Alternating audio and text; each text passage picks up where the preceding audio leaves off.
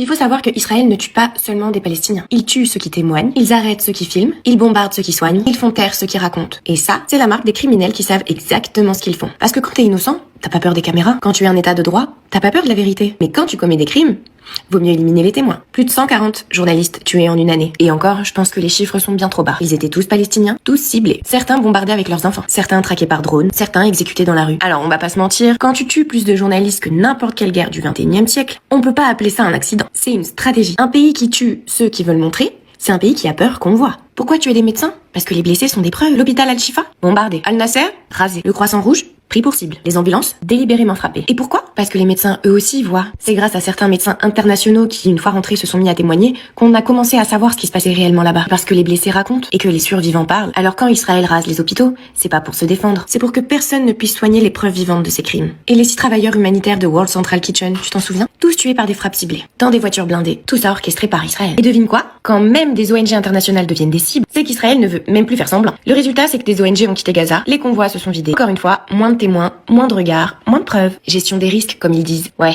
J'appelle ça la gestion du silence. C'est la même chose pour toutes les flottilles. Des Français, des humanitaires, des élus, des civils, non armés, en eau internationale. Pourquoi ils ont été arrêtés? Déjà, pour pas venir en aide aux Gazaouis, et parce qu'ils transportaient des caméras, des médecins, des journalistes, des yeux occidentaux. Israël ne supporte pas que des blancs puissent voir ce qu'ils sont en train de faire aux arabes. Tu comprends, ça casse le récit. Ça ruine la propagande, parce que ça dévoile la vérité. Et ça, c'est pas bon. Alors ils arrêtent, ils volent le matériel, coupent les communications, et renvoient les humanitaires comme on renvoie un colis. Alors une guerre sans témoins, c'est plus une guerre, c'est une tentative d'effacement. Israël ne veut pas seulement tuer les Palestiniens, ils veulent tuer leurs traces, leurs récits, leur histoire, en leur volant leur terre. Aujourd'hui, si la Palestine survit, c'est grâce au dernier téléphone qui subsiste encore, aux derniers journalistes encore vivants, aux derniers comptes TikTok, WhatsApp, Insta, etc. qui n'ont pas encore été effacés. Alors je te le dis, si Israël se bat autant pour effacer les preuves, c'est parce que la vérité leur fait plus peur que des requêtes. Alors tant qu'ils essaieront d'effacer le monde, n'hésite pas à parler encore plus fort, parce qu'on laissera pas le silence gagner.